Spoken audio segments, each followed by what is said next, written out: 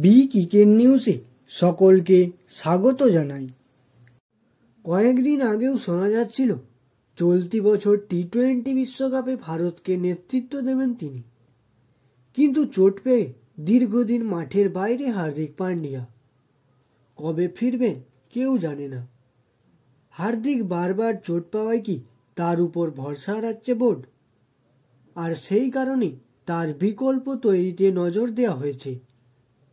গত বছর বোর্ডের কেন্দ্রীয় চুক্তিতে ছিলেন না যশস্বী জয়সওয়াল ও শিবম দুবে, কিন্তু 2024-25 সালের কেন্দ্রীয় চুক্তিতে তারা থাকবেন বলে জানা গিয়েছে।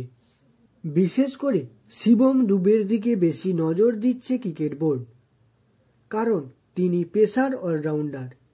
তাই হার্দিকের বিকল্প হিসাবে তাকে ভাবছেন রাহুল দ্রাবিড়, রোহিত শর্মারা।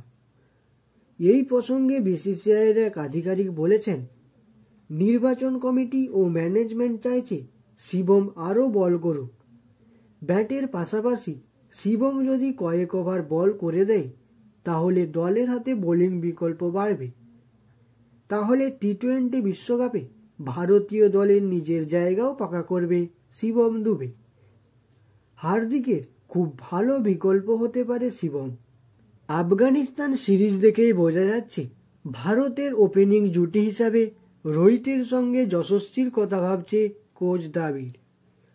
টি-20 বিশ্বকাপের আগে ভারতের আর কোনো আন্তর্জাতিক টি-20 ম্যাচ নেই, রয়েছে শুধুমাত্র আইপিএল। সেখানে ভালো খেলতে পারলে ভারতের বিশ্বকাপের দলে এই দুই ক্রিকেটারের জায়গা পাকা।